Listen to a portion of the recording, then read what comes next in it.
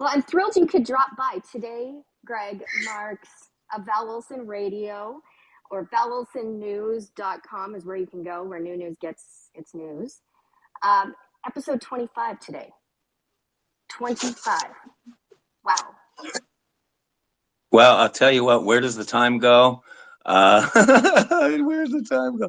This 25 episodes. Funny, Val. We always like to have secrets from the inside, right? Whenever you have me on. That's right. And one little secret that I have is a lot of folks know the expression "dueling citizens," right? Yes. Dueling Citizens is on my book, and blah blah blah. And believe it or not, that brand, if you will, started in 2010, long time ago. So Dueling Citizens is actually where I am appearing as a guest on a show. How cool is that? So you have, and we did the count. As a matter of fact, I'm real pleased that it's 25. That's easy for my old brain to remember. This is actually the 25th time I'm appearing on Val Olson Radio as Greg Meakin, Dueling Citizen. And I'm looking forward to now to episode 26, Val. How about that, huh? How about that? I have your book in my hand, Why I Came to America and What I Think Now. And I love Secrets from the Inside. And right underneath of the scoreboard, which is 00, it says Dueling Citizens. Now, there's like two big eyes or lights or, I forgot to ask Carson. This game is being played. Clearly, it looks like a dark arena. And there's, not a lot of light. Why? Why was there not a lot of light on the cover? Wow. Yeah, tell me. Have I ever told you, Val, that you should be like an investigative journalist or a radio person? Have I ever told you that? That's like one of the best questions I've ever received about the cover of the book. As you as you alluded to, the cover of the book, Why I Came to America, What I Think Now, was produced from scratch by an artist named Carson Meakin, who amazingly, Val, you've interviewed on a wonderful previous episode. And Carson, as a side note, has actually he produced the cover for book 4, my next book, which is Why I Came to America and Can We Even Fix This Mess? But you actually, looking at that first cover, noticed a few things that most people don't.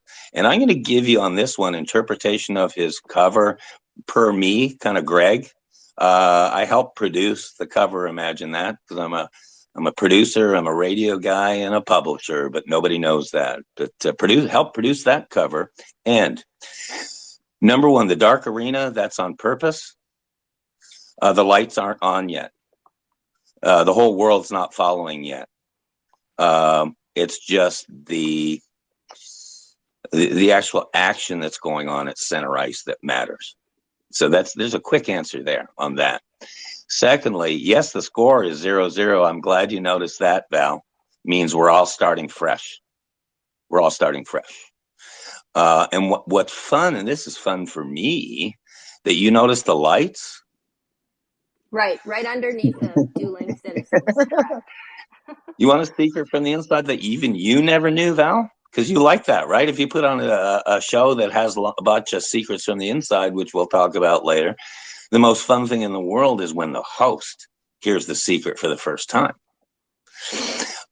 Those two lights, they look like, again, just TV lights up there, right? They represent the media. The not necessarily the media, I'll tell you, not necessarily the media, but the viewers. But it is a play on one thing. Here you go. Here's my secret. The novel, The Great Gatsby, was one of my favorite books of all time. I did thousands of words of analysis of The Great Gatsby. I love both versions of the movies. I loved Robert Redford doing it. But The Great Gatsby, one of the big themes was the whole movie had a billboard that was for an optician, like glasses, 2 glasses. In the old days, those little spectacles. Yes. And through this entire movie, if you watch the movie, and this was huge in the written out beautifully in the literature, is throughout the movie, those the glasses, that billboard was lit up watching the whole movie and the activities, but it was only on a billboard. So those two, if you actually watch Great Gatsby and then you look at Carson's cover, you'll say, oh, those are the same viewers. That's the same person looking down on what's going on. And it was more nefarious on the Gatsby thing. It was kind of the big brother looking down at you. But either way, quietly, subtly, artistically, you touched on a thing artistically on that cover that no one would have even known, and I would not have expected to be asked. So how about that? Right off to the races, Val Olson, Secrets from the Inside. How about that? How about that? That is the big secret. Not what I had guessed. I've analyzed the cover. For those of you that have the book, you've probably analyzed the cover too. And I did not see that one coming. So thank you, Greg, for sharing that. Now, today you are going to be jumping into producer mode on the show, and there's a lot of buttons to push in this rocket ship. And the floor is yours. I'm going to let you take the steering wheel here. And if there's, just anything that you want to put on the bulletin board to start with, that is important as people begin to arrive. Let's just take a look at the bulletin board and I'll hand it to you. Now that's a professional introduction right there, Val. That I really like that. As you know, anyone who's listened to our past episodes, seriously, and it's not just the 25 episodes. It's more than that. Obviously, it's the phone calls, it's the texts. It's the surprises, the secrets. Whenever you start collaborating with someone you really like and appreciate and stuff, which we've been collaborating for over a year and a half now. It's that every day is a brand new day, especially with people that you really connect with. So if I ever tease you, as I have a million times, about, hey, you should be in radio, that's really a tongue-in-cheek, fun shout out to that. That we really are just kind of back and forth banter radio people, and that's what it's all about, because honestly, that's what people love listening to, and it's entertaining. Where do I start today, Val? Val, where do I start today? It's Friday, just after the top of the hour on the West Coast. We are starting a brand new day, a brand new week, as far as I'm concerned. Fridays was my favorite day in the whole world. I've mentioned that many times on the radio. And I cannot tell you how kind of cool and appropriate it is to have Dueling Citizens with Greg Meakin on Friday on Val Olson Radio. It's as cool as it gets. Where do you start though, Val, right? Here's where to start. We have a special guest dropping in. Really? A 3-time Purple Heart recipient has just joined the show. Greg, back to you. How cool is that? I'm seeing an icon, Vets for Veterans, which is a wonderful organization, by the way, pop up. And that can be the one and only Captain James McCormick. My code name for James is CMC, which means Captain, Major, Commander, all rolled into one. And to see him pop up and now be a speaker makes me giddy, because I'll tell you what, we got lots to talk about. And as you say, James is one in a million. He's based out of West Virginia. You'll know when you hear the accent. Val, you'll laugh at this, Val. Deborah got annoyed at me the other day, I kid you not, because she said, would you please stop talking in a West Virginia accent all the time? Seriously. It's so funny. That's how much I've been chatting and connecting with James. But let's be clear.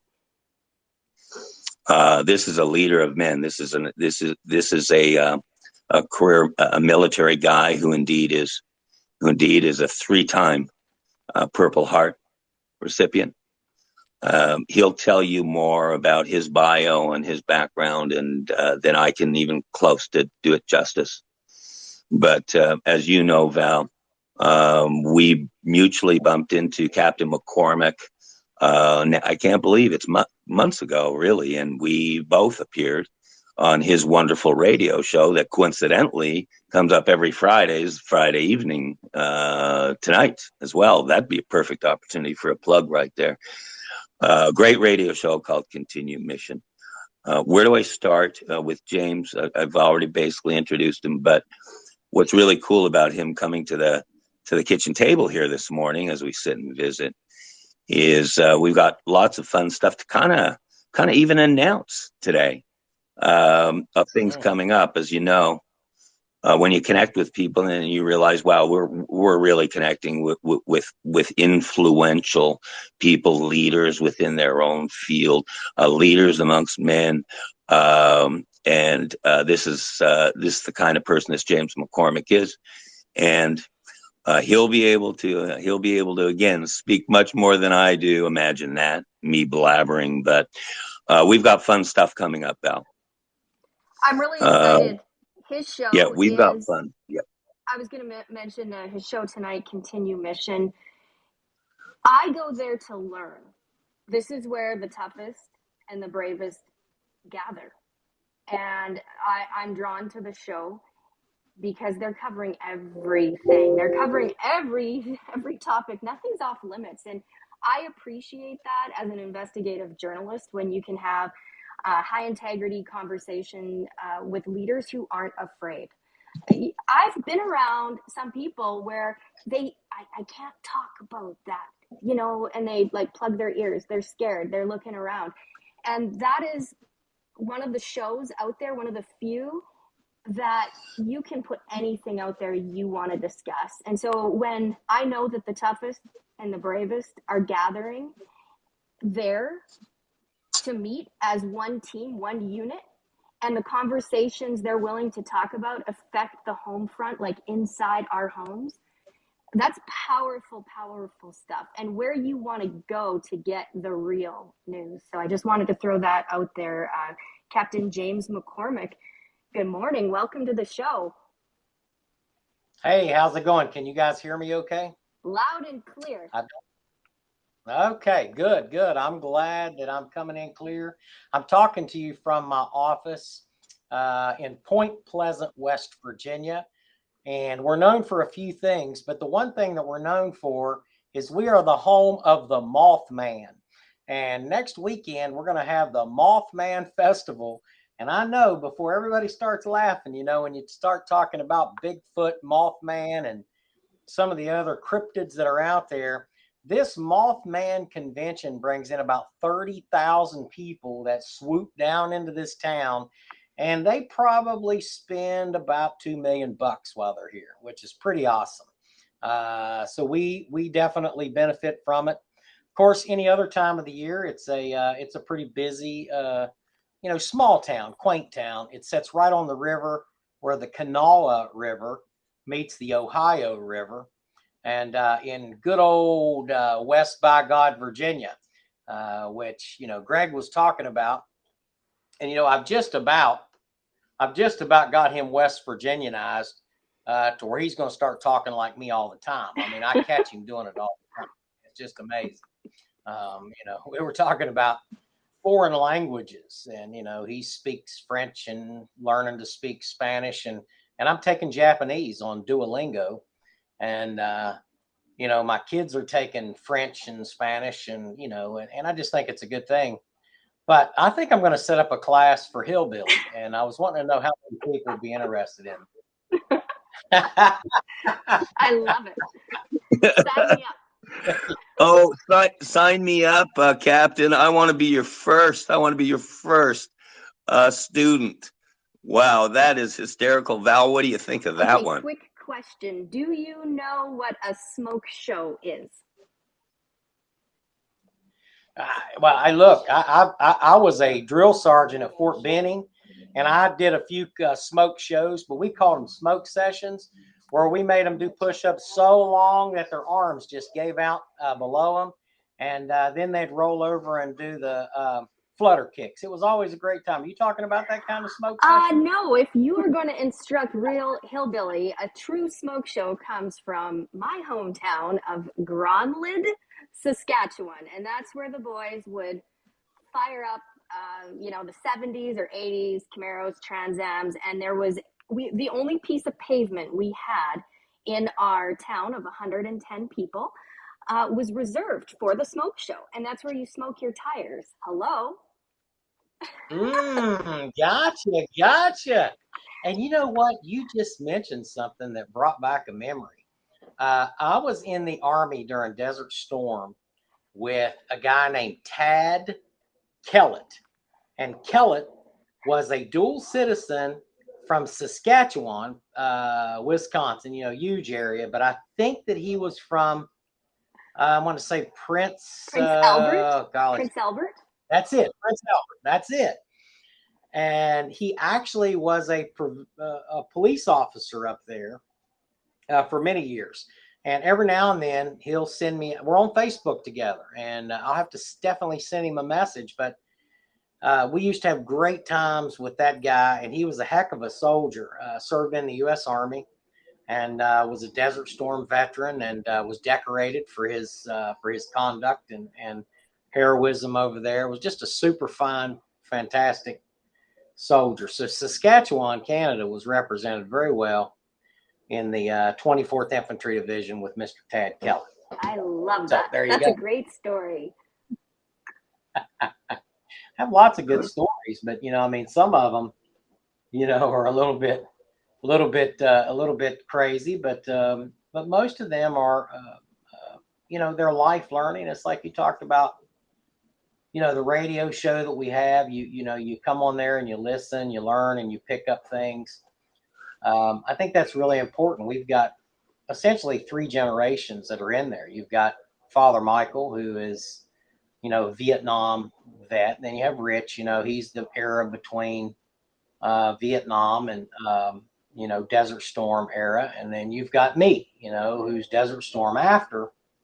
And it's really important to have those multi-generational discussions. And, who I hear speak a lot about that is Greg. Greg talks a lot about that. He represents, several, he's been around for a while. So, Greg, you've been around for, since signing of the Declaration of Independence, right? Let's start. I love it. Let's start the old jokes. Don't you love it? James, seriously, you're bringing up such a key point, though. Seriously, and I'm glad that you think this way as well. I believe that we, and at least I think in terms of life as the generations. Who are the generations? There, it's really going to be the first. It's going to be the first time in American history that we have 6 generations in the same workplace. This is old hat to you, Val, and you, James. You've heard it all before, managing the generations. But the little secret here is James sounds like he's an old boomer like me, or even some old senior guy like Gordy Kessler. But he's a Gen X.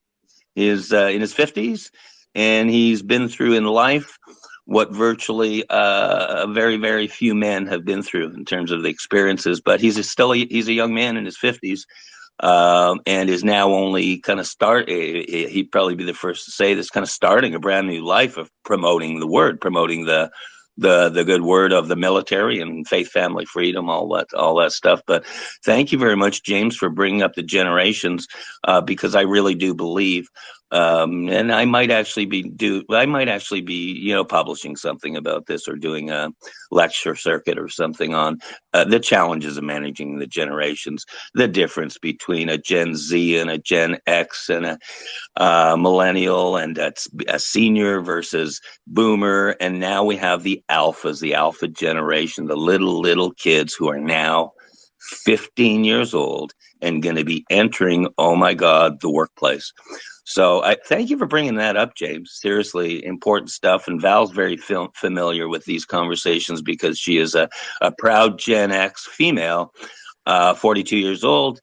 and very much exhibits the traits and the characteristics in a positive standpoint of her generation and her gender. So there you go. Boy, I've blabbered for a second there, but thanks for bringing that up, James. Seriously. Well, hey, look, it's the truth. It's not too often that you get to talk to a guy that used to sign his name with a feather.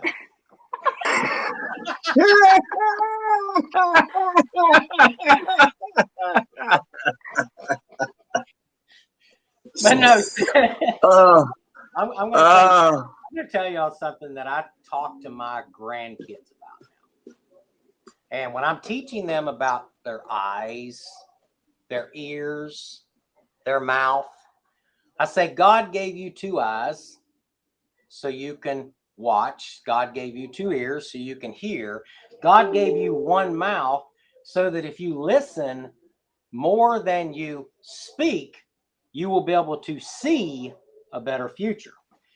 And a lot of times as I was growing up, you got to remember my dad was in Vietnam. So I spent a lot of time with my grandparents, Depression era, tough World War II era, just hardcore people. You get up, you go to work, you work first, you play later. I mean, I say that I can remember hearing that so much as a kid growing up that it's just kind of resonated so in my life, and I've driven that in most things that I do. And it's I like to play, don't get me wrong, and I like to have a good time. But I think that what's missing here when I go into these multi-generational discussions, and Greg, you're just a great friend, that you can take those kind of jokes, but it's a serious thing that we have to have these conversations. We have to be able to get the younger generation to listen, because they're missing out on a lot of things. The whole family unit has been destroyed. You know what I mean? Almost in most places in America, it's now it's acceptable for, when I was growing up, it was not acceptable for you as the man, the head of the household, to not work. You had to work. If not, the neighbors would ride you. I mean, it was just like they'd always, it was a hard time for you. And it was a hard time for the kids. Why is dad not out going to work, or why is, where is dad, or where is mom? And most of our households had a mom and a dad, or if they didn't have a mom and a dad, they had a male role model that was teaching them about the important things in life. Like we talked about earlier today, Greg, when I walk into the house, I got grandkids living at my house now, and I walk in and, it's like the music stops, because those kids know that, hey, pop's home, dad's home, whatever, because I got kids living at home too. And they know that there are certain rules and expectations that I expect. Now, the goal here is to get them to listen and repeat it and do it over and over again, so that they won't need me to walk in the room for the music to stop. The music will stop every time that they realize that they're doing something they shouldn't be doing. And that's missing today in America. We have to have a little more interaction. So I'm reaching out to the men of America and Canada and wherever else you might be listening from. Reach out and take on your role and do what you're supposed to do to be, a figure that teaches and disciplines and does it in a loving and compassionate and caring way. So, hey, God bless it, man. God bless all of you. Thanks for having me on the show, by the way, Val. Oh, wow. That is so good. James, I want you to go over that antidote just one more time, because this is something that families can apply. This is easy. You said, you're born with 2 eyes, 2 ears. Carry on from there. Just repeat that for us one more time. Sure thing. Yeah. You're born with 2 eyes. If you're born with 2 ears. And if you listen more than you talk with the 1 mouth, which is the intent, you got two ears, so you listen more than you speak.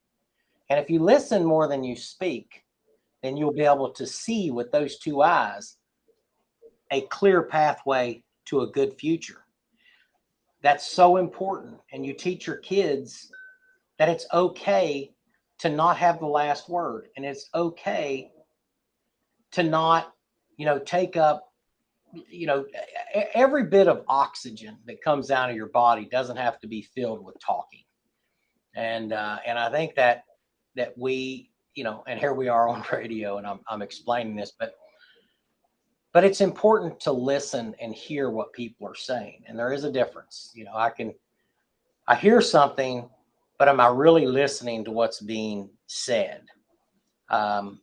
If my mouth is shut and both my ears are open, then I am. And then I can clearly see a potential problem or an issue.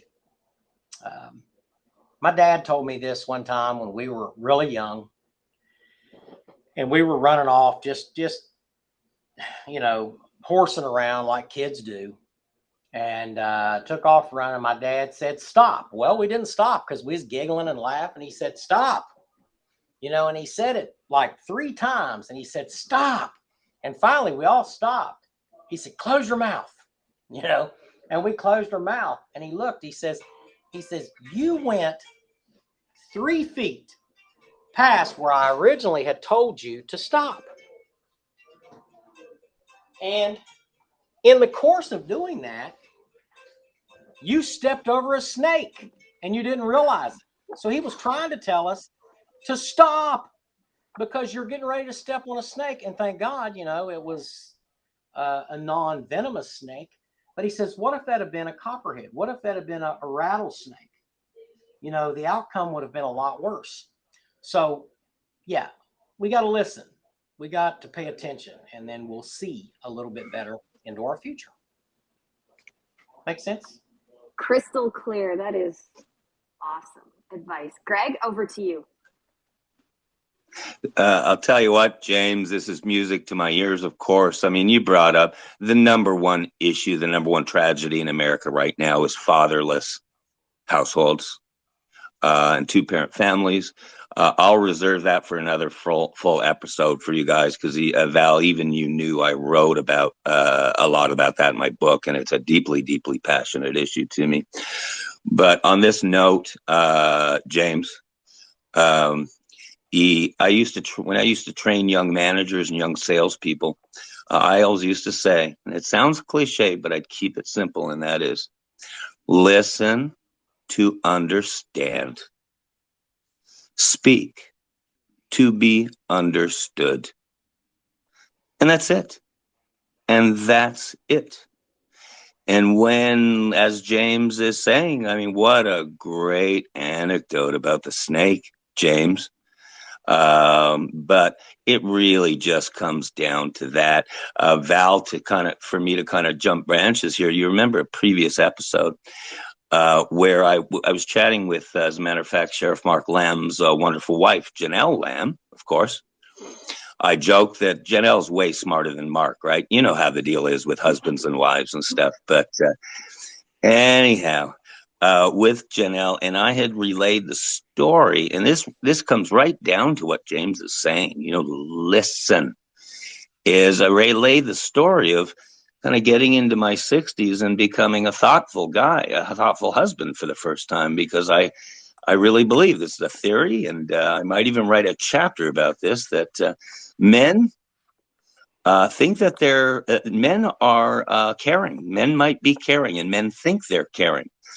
In their 30s, 40s, 50s, they're running by the seat of their pants, working, paying the bills, working hard on caring. You worry about your family. You want to make sure you get to vacation on time, all that stuff. So caring. However, men might be caring, but they might not be thoughtful. Meaning, as I've only learned, I've confessed this to you, Val, only learned the last couple of years being retired, that thoughtful as a man is taking out the garbage for my wife, helping make the coffee, cleaning up the coffee I spilled on the kitchen floor the other day. True story. But being thoughtful, meaning, what can I do? What can I do to really help my wife's day be better, or her feel good about something? And it can be across the board again with spouses, kids, grandkids, students, etc. Just, you might be caring, but make sure you're thoughtful too. And where that came from, not real sure, but I sure got got jogged here by the Captain McCormick talking about the importance of listening. Hello, hello, hello, hello. I'll actually turn it back to either of you guys after that. Thanks for kind of getting that out of me today. I feel better. I feel better today. Well, You know what go I feel? ahead, James. Go ahead, Val. The floor is yours, James. Well, I was gonna say that you know, it's really nice to be on here with both of you, and here's the reason why. Is because of the mutual respect that we have for each other's time. Now we joke around, and you know, the last time I was on here, we had a, you know, I was driving down the road, and every now and then, you know, the signal would be kind of bad, but it's the respect that we have as professionals, you know, with each other. And I think that that's also missing in radio shows now, where it's like radio shows have become an echo chamber, you know what I mean, for you know, who is you know, whatever the topic is. And I'm interested in getting your point on that, Val. What's your thoughts on, you know, how we interact and how other radio shows are doing? And they get a lot of views and listens, and some of them make a you know, millions and millions of dollars because people want to hear that kind of thing. But are they really hearing the truth in all these shows? What's your thoughts? It's so true. I listen to both of you men, and solutions. That's what I see and I hear is solutions, solutions. There are so many that are searching and they're listening to podcasts. Podcasts are where people go to get the information, the teaching on how to make the changes. And so to be ahead of that curve, you have to be the real deal. You have to walk the walk. You can't just talk the talk, and we're talking about what comes out of our mouth being high quality. And I just want to take a second here and read from Greg's book, because this is important. When I have people with the knowledge, the time tested true antidotes, take a moment and just listen, because talking about this fatherless society, this is big stuff. This is a national security concern from the seat I sit in. So just sit back, if you guys don't mind, for a minute and have a listen. An existential tragedy to Western civilization has been percolating since the 1960s. Campus elite began promoting self-anointed wisdom, touting the elimination and invalidation of fathers heading households. The outright emasculation of seemingly all Western societies, especially in the last decade or so, has been coming to a boil, a very heated masculine boil.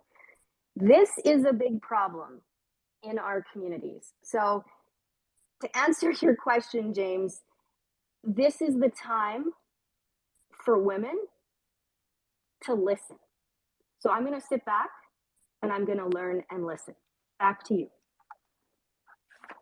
Well, thanks for that. And you know, and I think that men, as Greg was saying, we have a responsibility to not just be bullies, loudmouth, arrogant buttholes. You know what I mean? We need to be a listener. We need to be a fixer. We most importantly need to be workers. And I'll just tell you that the lack of a work ethic in a man is the most disturbing thing that you can see in anybody. Now, we're not talking about men that are disabled, or men that have a, you know, some sort of a limitation that wouldn't allow them to be in a part of society. I'm talking about able-bodied men that should be getting their butts up, putting on their boots, their shoes, or whatever, and going to work and showing that family what an example you can be. My grandfather, my father, I watched them get up, go to work, come home, they were tired. Every Friday, they got a paycheck. Every Friday, I was evaluated as a child, as young as 8 years old, on what I did, and that determined whether or not I got an allowance or whether or not I did not get an allowance. An allowance was at best 25 cents a day, you know what I mean? So I had to make sure I was doing everything that I was supposed to be doing, because it was $1.50 to get into the movie theater. So on Saturday, I could go out and cut grass and earn an extra $5 so that I could go to the movie, have some popcorn, maybe even buy an ice cream or something like that after that was over. But ultimately, if I didn't do what I needed to do, I realized there were consequences for not doing the things. And this is in addition to going to school. But the one thing that stands out in my mind is the men in my family always worked. Always worked. They didn't lay around the house. You know, the only day that you would see them resting up was Sunday, but they'd get up and go to church too. And I'm just going to tell you all, America is missing out on a lot of, you know, you watch the Waltons and some of these other movies, the shows that are out there.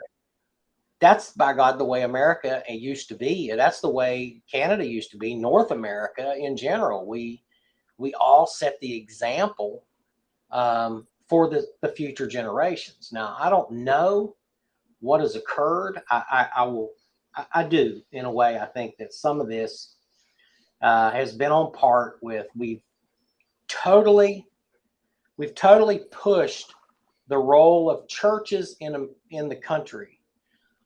The role of churches in the country have a role to take care of the widows and the orphans. And when they were doing that and doing that properly, making sure they were fed and taken care of, and a widow and orphan, I don't think it's just just a family that lost, you know, their husband or their dad. No, a widow and an orphan are these women and these kids that are out here that are being raised by these single parents and single moms who have been abandoned. So they're essentially widows as well. I mean, the guy might as well be dead if he's not paying for his own kids, if he's not making sure that they got insurance, making sure that their teeth aren't crooked, making sure that they're healthy, nobody's abusing their children. And some of them, they just go out and they have kids and they move on. Blame on the women too for laying down and letting that happen, because they could have said no and they chose to not say no. And when the government comes in and they provide that help or assistance that the church used to provide, then who are the people more thankful to, God or the government?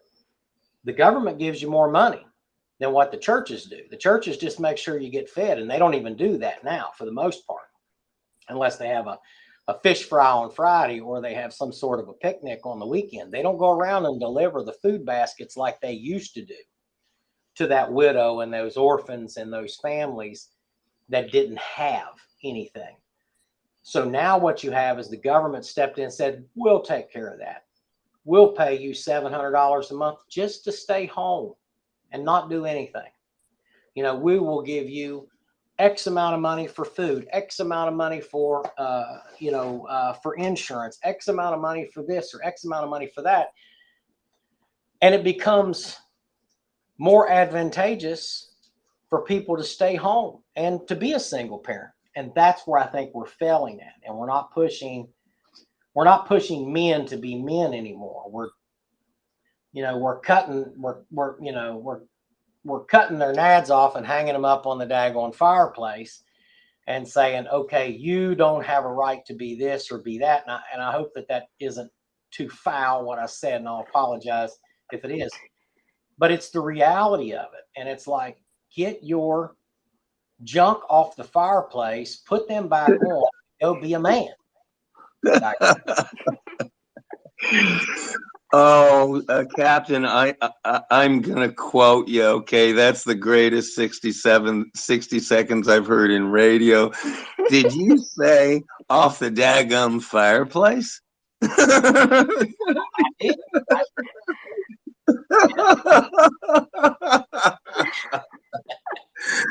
Okay, this is great. Seriously, this is great. I'm going to take the microphone away from the captain until he agrees to behave himself. Okay, to behave himself. No fun stuff. Hey, James, That ain't talking dirty, man. I'll tell you what, you did that beautifully. That's what the humor of it is. You did it beautifully. I'm gonna get a clip of that. That's classic right there.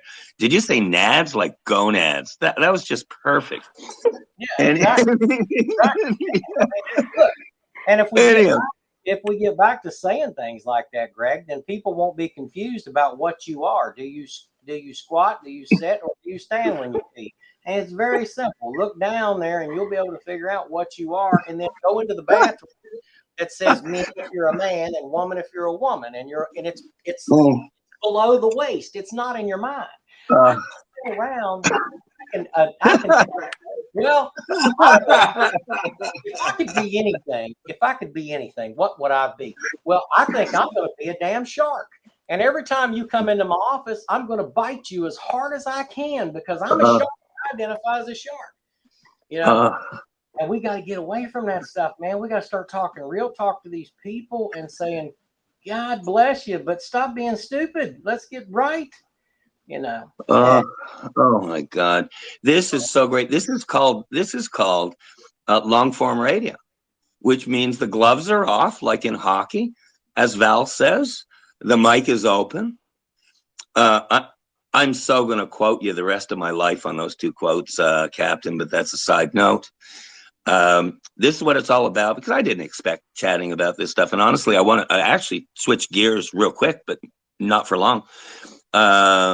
These are all episodes unto themselves. You realize I didn't even realize that this would digress to a transgender show now until the captain brought it up. Right, here we go. But how fun. These are episodes unto themselves. And indeed, they will be these types of episodes with our absolutely brand new radio show. That will be called, get ready, you guys know this, Secrets from the Inside, and feature Dueling Citizens, these kind of chats right here. But I want to throw you a better curveball because we'll talk about those things. There is going to be a platform, as we've chatted about a little bit, James, as we've chatted about a little bit, Val. There's going to be a brand new platform here, okay? And it's going to feature from the beginning the three of us. Okay, it's going to be a little team. There are going to be a few others, as you probably well know. But that's what it's going to be, and it's going to deliver solutions of exactly what we've been talking about today. However, and this is what's fun, and I'm still going to throw you a curveball. These are all episodes for another day. Fatherless households, there's an episode. Honestly, transgender, the emasculation of America, that's another episode. Etc. But I want to throw a curveball to Captain McCormick, and there's this. I'd like him to tell me the story that he told me this morning when we were chatting by cell phone. Right, Val? You know I'm a cell phone to cell phone person, right? That's right. And I still can't believe there are human beings out there like me who actually answer their phones. But Cap McCormick's one of those. I'm one of those. Val Olson is one of those. Again, episode for another day. I want to throw a curveball here. I would like the captain to take really as much as, honestly, James, as much as you want, whether it's a minute, whether it's 5 minutes. I want you to repeat the story that you told me by cell phone this morning about the drone pilot trainee. The reason why I want to ask you to share this is because I love live radio and I love long form radio and unexpected stuff. But we actually were chatting about managing the generations at the time. And we were talking about also about how don't ever form an opinion about anyone, whether it's generationally or intellectually, because they often surprise you. And you told me this story, and I'm going to tell you what. And Val, thank you so much for this time, no matter what, of long form radio, uncensored, raw, unscripted. That's Dueling Citizens. But Captain McCormick, I'm going to give you the mic here and share it because this is a story of generations. It's a story of never prejudge. And the microphone, sir, is yours. Absolutely. Yeah, that was that's a touching story because So let me just set this up real quick. So I was called back to active duty during COVID, and I was called back to active duty to work with a state defense force and the National Guard and the federal law enforcement, serving as an S2 military intelligence, actually in the J2 shop. And our goal was to do observation when COVID first kicked off, you know, because we were watching the connection between gangs, cartels, and, you know, the real no joke Al-Qaeda style terrorists. And as I told you, there is a connection, and it's very strong. And you know, honestly, we can designate them all to be our enemy, but that's for another show. But in the state defense forces, the states that have them, and I tell you, if you're in one of those states that does not have one, you should clearly get out and advocate for it. Because when you have your own state defense force or state guard, you have your own militia that's controlled just by the governor. So the governor actually really has a military force, unlike they think they have with the National Guard. And because of that, there are a lot of people that get to serve in the state defense force that wouldn't normally get to serve on active duty or in the National Guard or Reserves because of a disability. And the one thing I noticed with this state defense force is they had all of these people in this organization. They were all ages. I mean, some people were as old as 75, and then there had some people that were, you know, born without a hand. And then another few that had, you know, high functioning autism. And one of the high functioning autism young ladies that we had was assigned to the J2, which is military intelligence. And, you know, being around that and seeing that, and, you know, I have a grandson that's autistic, so I definitely understand maybe a lot better than some folks. You could tell, you can see, but what she would do is she just couldn't sit still. She couldn't sit still. She was always up moving around, and they would just, you know, pawn her off to go do this or do that. Well, about halfway into this mobilization, you know, I'm a drone pilot. I'm a FAA 107 certified drone pilot, and I've been that way for years. And they wanted someone to teach the drone piloting to these state defense force guys, because they could fly these drones and they could go out and do observation and visuals and do things that the federalized National Guard can't do. You know, it was just, there's just a law about, you know, soldiers flying drones. And whereas in the state defense force, you have to work with it. So they had me training people, and I noticed that she was watching, and I had this program. It was a simulator program that was on a computer. You put this thing on your face, and you flew a drone. And I looked around and I said, "Hey," and I'm going to hold off on her name because, you know, I don't want to. But I said, "Hey, soldier, come over here, and I want to see how you can fly this drone." And she puts this mask on and she goes to it. She takes off, lands, no problem. First time, no problem. I said, "Okay." I said, "Now let's go into into some more basic steps.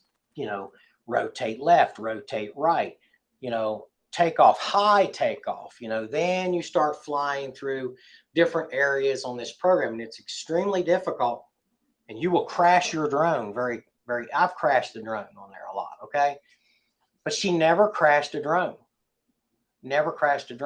And when she was jittery, those jitters stopped the minute that she was able to get her hands on that control and put her face in that mask, you know, that they wear. You know what I'm talking about, the VR virtual reality headset. And she's flying that drone and just flying it perfectly. By the end of that day, I had her at the 5 level, which at the 5 level, you really are ready to start flying.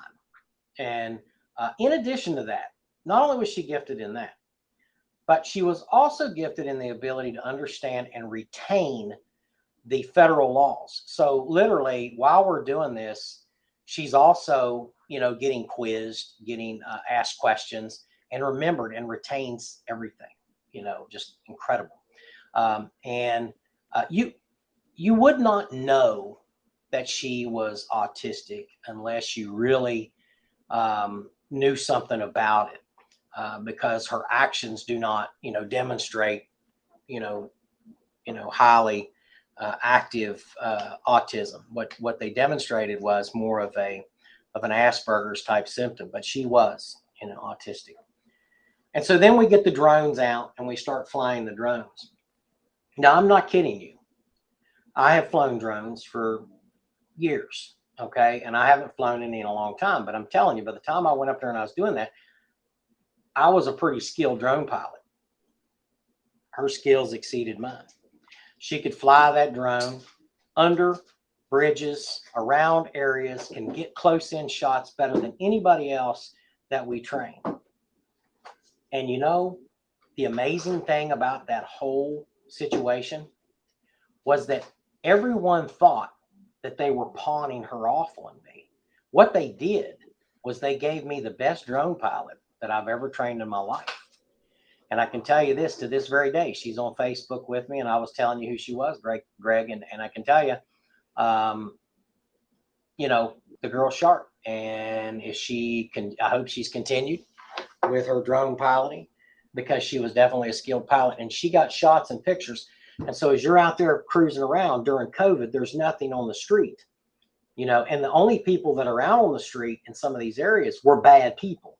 So we were able to get a lot of pictures and a lot of photos and a lot of film that we would have not been able to have gotten depending on just one or two drone pilots.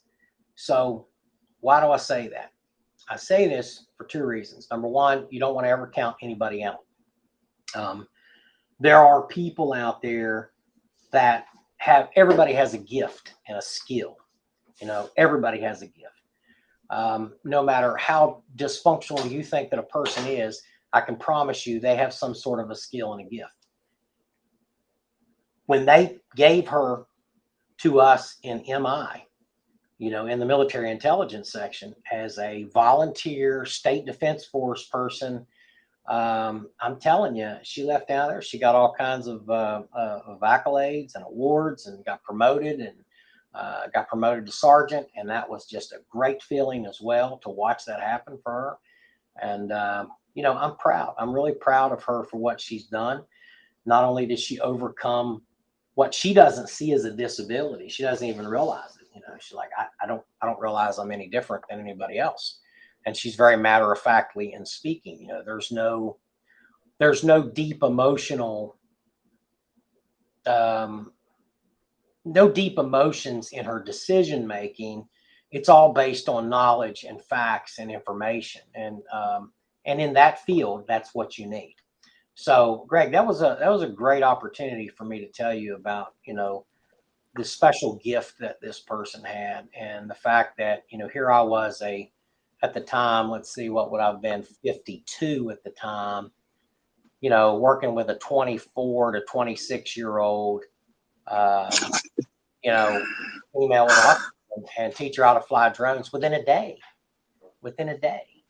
It takes people weeks, months. And in some cases, I can tell you, I know drone pilots that went out and passed the FAA 107 exam, and they couldn't fly a drone.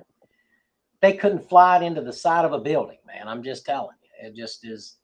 But this girl was skilled, man. So thanks for the opportunity to tell that story. My jaw has been dropping listening to that story. That's as good as it gets, Captain. That was more detailed than I heard this morning. But I want to tell you, as we develop this little radio show, Secrets from the Inside, I cordially invite her on even the first inaugural episode, because I'd like to talk to that person, that wonderful, wonderful drone pilot. I've never heard anything like this in my life, as far as what an incredible story. But it's a story of a victory of overcoming one's disability.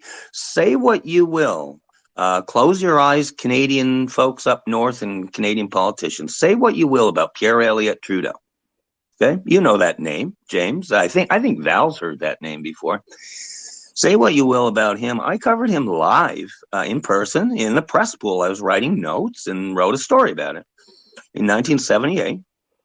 And what it's weird, you take just a few things from an experience, whether it's a seminar, whether it's a book. My grandfather always taught me this. My grandfather in Montreal, who fought for 5 years, captain, over in Europe with the Canadian Army under a fellow named Field Marshal Bernard Montgomery. But Papa had said to me, it might have been 5 years, Greg, but you just remember the people, the guys, your team. And he told me a story. He said, for example, he said his best buddy in a platoon, and this was 5 years. He was an artillery spotter, James. So the Germans been shooting at his ass for 5 years, right? He came back. He said, all you remember, Gregory, are the people.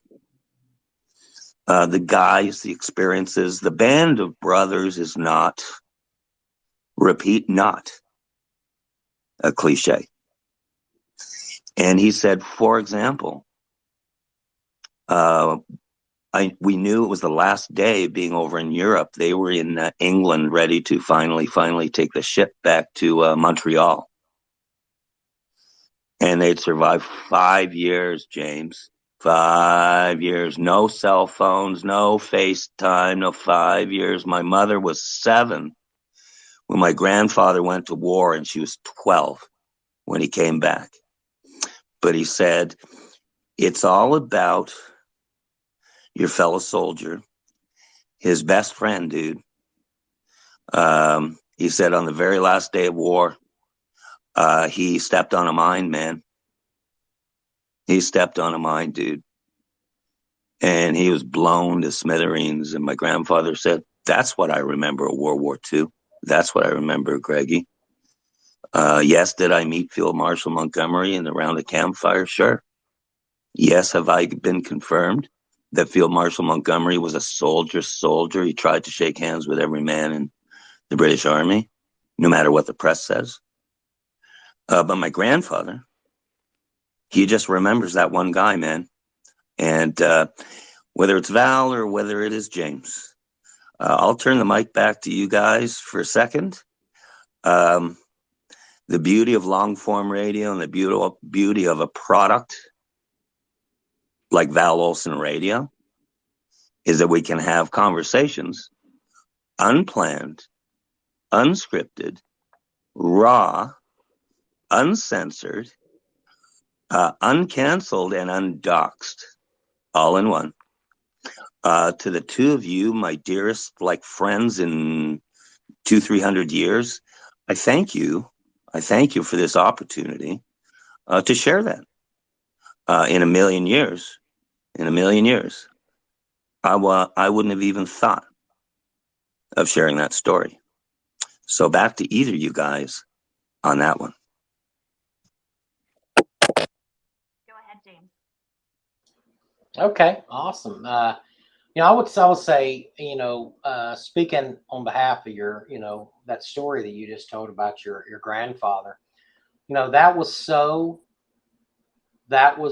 just a sad story, obviously, to lose somebody and to remember the people. That's the good thing that you do. You do remember the people that you lost.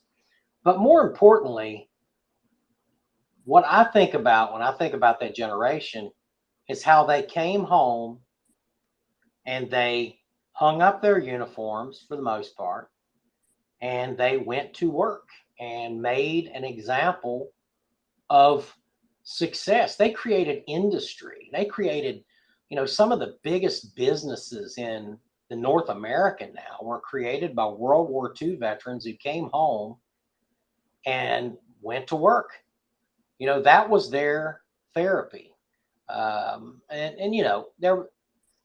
There's a lot of stories about how drinking was a big thing, and that's That's kind of where most of your, your veterans post and stuff, they all had a canteen, and there was just, but they didn't let that interfere with their work. If you look at Enterprise Rental Car, that was a World War II veteran that created that, and all of these other, there's so many other construction companies and businesses, and some of the big, contractors that you see now all began right after 1945 when these people were coming home. The resiliency of the World War II generation was taught to me. I watched it, I had an uncle that was captured in the Philippines. He was there originally. He went into the Army in 1939 because he could not get a job anywhere else. And it was hard to even get in the military back then, by the way. And ended up in the Philippines and ended up being, captured and on the Bataan Death March, and survived all that, had an appendicitis attack while he was in captivity. The soldiers that were there, the other people that were there, multiple countries. There were Brits there. There were Filipinos there. There was everything in that prison camp. They all got together and they bribed a Japanese guard, and he gave them sake, and he gave them a knife so that they could do the surgery. And there just happened to be a guy that had enough knowledge of surgery that he was able to take out my uncle's appendix.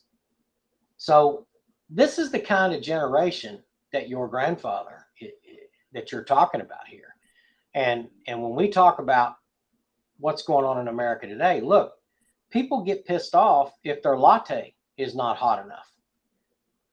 Imagine if you're sitting someplace and your appendix is getting ready to explode, and they're taking a little bit of sake wine and they're pouring it on the knife blade, and they're lighting it up with a match to disinfect it, and they're standing there with flashlights trying to cut you open to take out your appendix so that you'll survive and you'll live.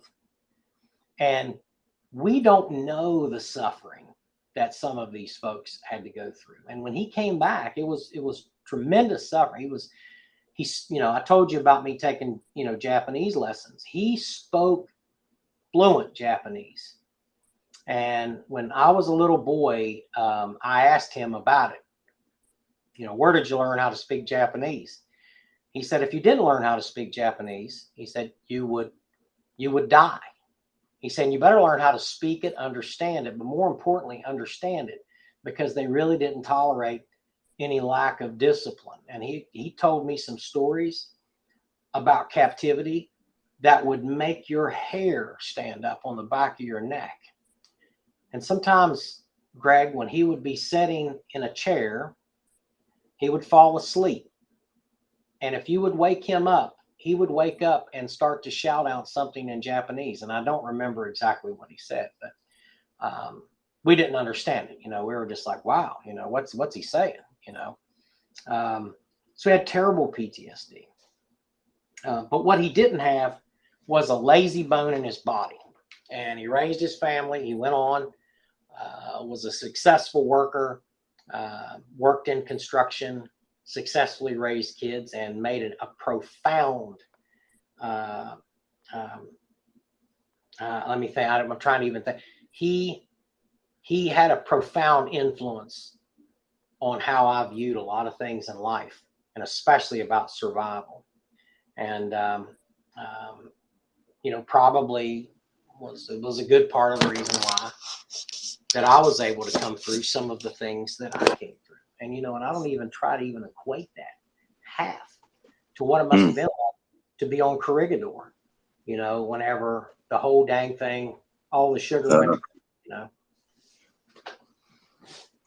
What a show today. Wow is right. Wow is right. Thank you for that, James. I don't know how your schedule's going. I'm loving this, and I'd love it to go all afternoon. And I do want to interject one thing here. And indeed, let's take a minute if we can later before we wrap it up. Of course, let's really talk about what we're doing these days, the plugs and where people can reach us and stuff. Because I have so many people now, my readers, listeners, your readers, listeners, Val, who are trying to, listen to our stuff, what's coming up, blah, blah. So let's definitely take a time for that. But I want to interject one thing as a little by the way side note. Our guest today, Val, one of his mantras, if not his mantra, is never surrender, right? Never surrender. When I think of those two words, I think of James McCormick. When I think of the words fear not, do right, I think of Sheriff Mark Lamb, soon to be Senator Mark Lamb. And you really remember it. And when James says this, that never surrender, this is all generational, everything else. But I want to give a quick story while I have an opportunity. Is my uncle Bert, Bert, English. My father and both his brothers went to World War II, 1939. I'm not sure the Normandy, or I'm not sure if they were Dieppe or Sword Beach or Juno, but you remember those days. This is British Army, James. And my Uncle Bert went over, and mandatorily all those British kids fought for 5 years, just like my grandfather. Anyhow, Uncle Bert got captured by the Germans. He was serving in Italy, as was my grandfather. And my grandfather did the race to Rome, James, alongside Patton, but he was in the Montgomery crew. How's that? But Uncle Bert got captured by the Germans in Italy, and he was placed into a prisoner of war camp in Italy. And I just want to keep in brackets here, never surrender. Okay, James? And Uncle Bert, because I read a story about it, escaped. He escaped. He's in the middle of Italy, and he escaped, again, British Army. And he walked from Italy to Switzerland. I kid you not, are you ready? With no shoes, no boots, no shoes. He walked in the winter to Switzerland and was obviously rescued by the British Army. Went home safe and sound, as you alluded to earlier. You just go back to work, which he did. Uncle Bert, my father Fred, he went back to work. My Uncle Percy never came back. But Bert came back, and he was just fine. Went about his life, but he did end up. I think he had PTSD more wicked than one would think, and he ended up leaving forever for Australia a few years after the war. And to this day, there's an entire generations upon generations of Meakins down there, thanks to Uncle Bert, Bert Meakin, Ralph Bertrand Meakin. And I'm sitting saying, wow, thank goodness Uncle Bert never surrendered. Thank goodness. Thank goodness he never surrendered, because all of my cousins and all of my nieces and my great nephews and nieces and in Australia wouldn't be there.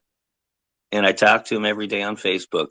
That'll be my last little anecdote of the day. Val, can you believe this? You ever had a chit chat like this? Thanks to James McCormick's presence today. How about that? What a show!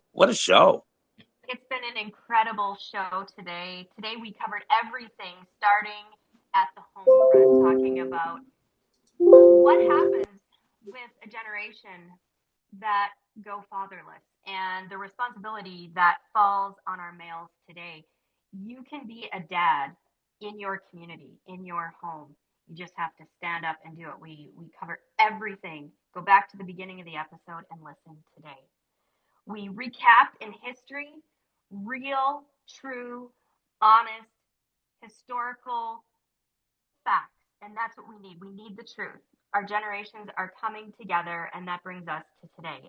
The war is on the home front.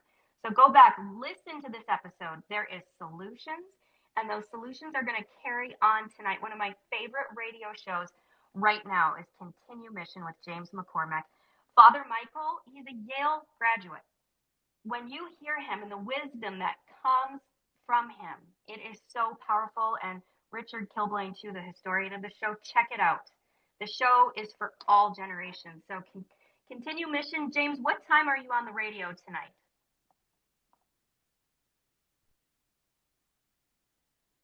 It will be from 10 p.m. Eastern Standard Time or 7 p.m.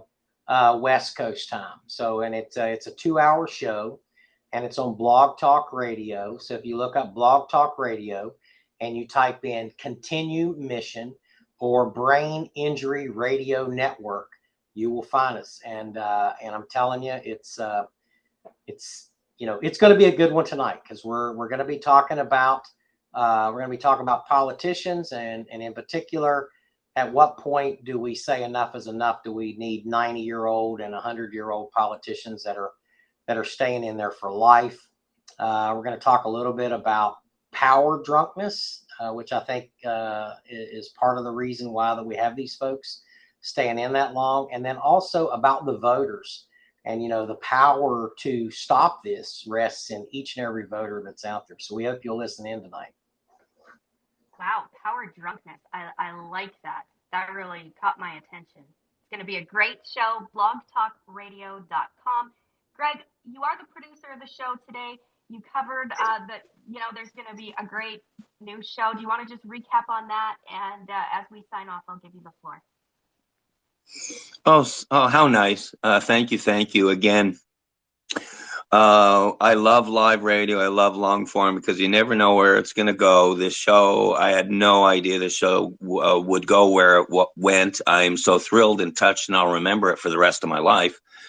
I had big plans as far as talking a little bit about how many things are going on in life these days, Val. Hello, behind the scenes and in public and so forth. But I will touch on a couple of things that I really don't want to forget before the end of the show. Number one, indeed, this is Val Olson Radio.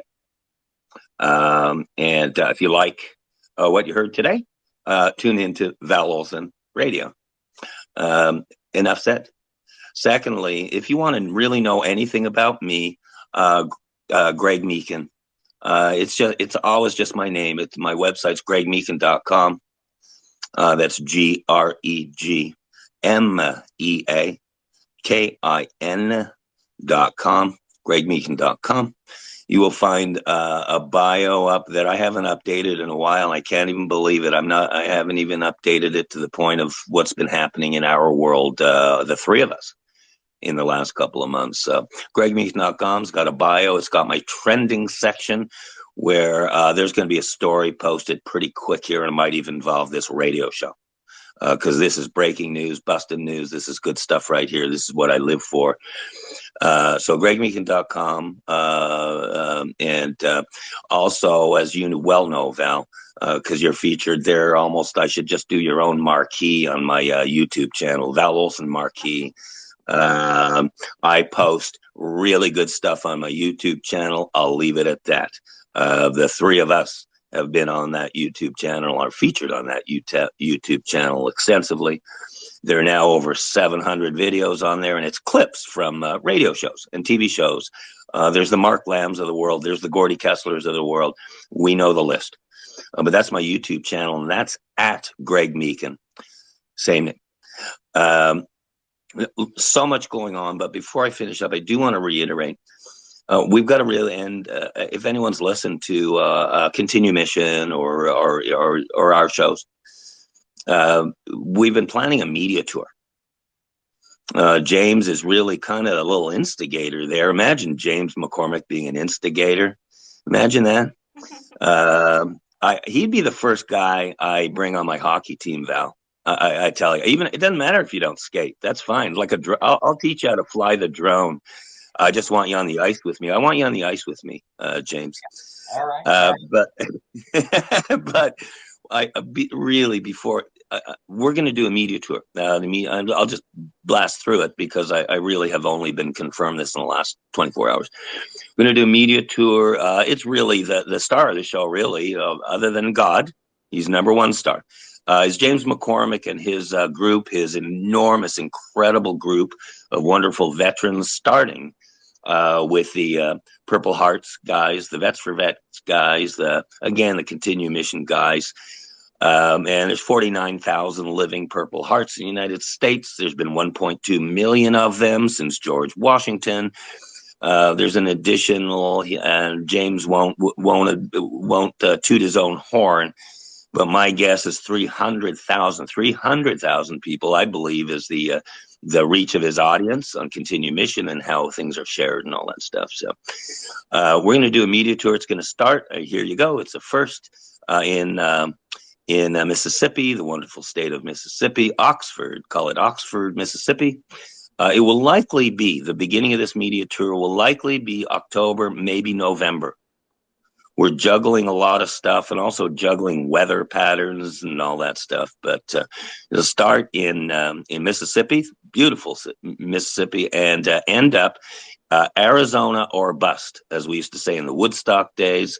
Woodstock or bust. This is Arizona or bust. Probably end up in Phoenix. There might be someone involved with a welcome wagon that's got a big old cowboy hat. We'll see what we can do. There's going to be an archaeological dig looking for ancient artifacts. That's James' thing. There's probably going to be a full tour of the United States southern border, because in the end, it comes down to serious stuff. The disaster down there, in the end, the mission of this media tour was not only, yes, to promote freedom, yes, promote God, yes, promote Alberta 51 and the wonderful, wonderful freedom folks up there, but to really see what the disaster is, boots on the ground going on at the border, so he can report back to his people. And we do this, Val, we do this so we can see if we can do something about it. Other than November 2024, can we do something sooner? But either way, the radio show is going to be called, here you go, an exclusive, Val, Secrets from the Inside. It's going to be called Secrets from the Inside. And it will be dealing with a multi-range of issues, not only military, not only border, but it could be aliens. It could be challenges of moms this week with homeschooling. It can be the Oakville teacher with the large prosthetics was actually a fraud. It can be anything. We can even talk about daggum fireplaces. It's whatever we'll want to talk about. It'll be a 1-hour show. Obviously, it'll feature and be produced by yours truly. James McCormick, Captain James McCormick, is in big time on the mic here, big time with his heart. Wanting to share with the world the message we have. And guess what? Val Olson's going to be there doing what Val Olson does. Val Olson is a witness. She witnesses everything in life, including dissecting all the things that crazy ice arena owners and Purple Heart guys do on a day-to-day basis. Val Olson does what she does. She's a witness, and then she's a transcriber with a capital T, meaning she transcribes it to you, the listener, to you, the listener. And the key is, is it a great product? Meaning, was it entertaining? You want to hear more? That's what great radio is about. So we're going to be launching that October, likely November, but October, likely November, we'll be launching a radio show. We'll be launching a media tour to include Alberta 51 and the wonderful folks up there. And I have a feeling it will get some attention, but the most important thing is the three people that are on this radio show right now. These are circle of trust people. Okay. These are people that I would love to do radio with, long form, live, uncut, raw, etc. So that's an invitation and a confirmation to both of you. I'll see you in October, hopefully, on that end. I hope to be starting this on the and or close to the campus of Ole Miss University. So I think that's a wrap up for me, Val. It's shoot an email to me anytime. Very accessible. Most folks have my phone number. Give me a call or a text with limitations. But Val, I guess officially, will keep my voice here somehow, and turn the mic back to you. Thank you for providing, goodness gracious, hour and 12 minutes of just absolutely great radio, facilitating it, coordinating it, being a fly on the wall, doing what you do, asking the right questions, and today and forever, as I sign off on this wonderful Friday of Dueling Citizens with Greg Meakin, right, Val? I will thank my dear friend, Captain James McCormick. These conversations go way beyond. These conversations, shall I say, with the captains of the world and Val Olsons of the world, they go way beyond what anyone will just hear on a radio show or whatever. And that's the whole point. That's the whole point, is that we're here for a mission. We're here for a mission. And the only thing that we all agree to unanimously, without me even taking a vote, is we love God. We love family. We love freedom. We are working together on a continued mission. And that's all that needs to be said right now.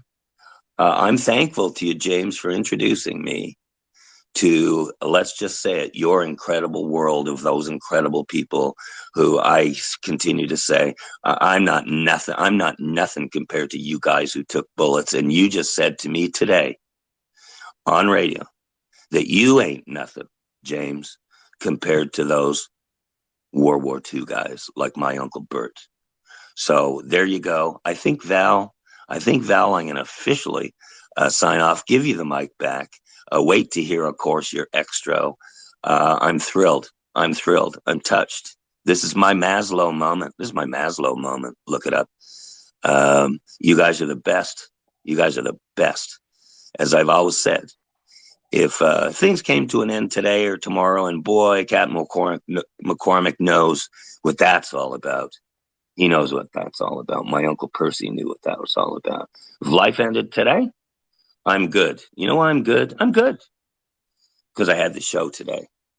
Because I had this show today. I'm good. Thank you, both of you. And yes, I will take a break and sign off. Back to you, Val. I'm going to let James close us out in just a minute. You just received your first taste of Secrets from the Inside. Thanks for joining us. This is No Rules Radio. Get ready to see us break them all. James, over to you. Well, I'll tell you what. I just, there's not much for me to say other than I echo your sentiments. And, but I will tell you that, this upcoming radio show that we're going to do together, it's going to shake the foundation of many homes in a good way. It's going to shake the foundations of these career politicians and bootlickers that have been out there for so many years and have just basically ran you good North American people into the ground. And we're going to give you a voice. We're going to give you a platform. And it's going to be a no holds barred radio show. And we are going to, yes, talk about getting them down off of that doggone fireplace and putting them back on and doing what you need to do in order to make things right. I'm looking forward to it. The traveling, the trip across the southern part of the United States. Love the area. I'm going to enjoy it greatly. There's no better place to be than where we are right now. And I want to do a shout out to all of our good friends up there in Alberta. You're standing strong. Don't you dare give up. Don't you dare give up. Never surrender. Never surrender. Keep fighting. Keep fighting. Push forward. Get your freedom. Win your independence.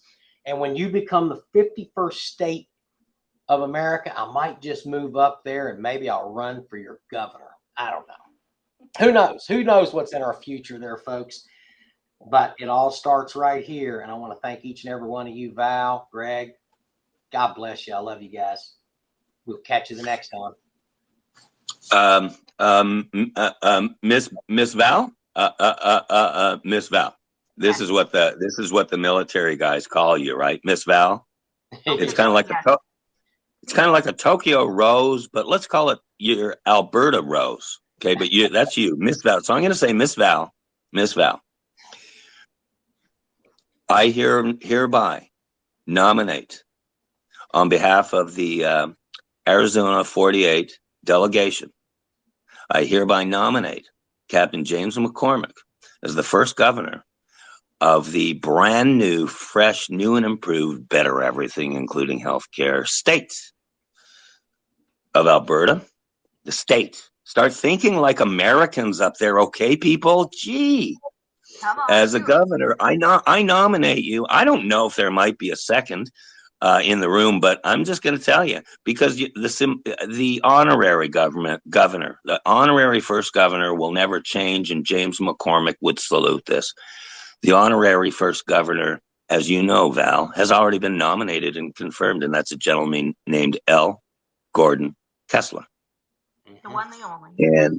But Gordy would love, I promise you, love to toss the baton to James and then come back down to Arizona and go golfing again and play pickleball, for God's sake.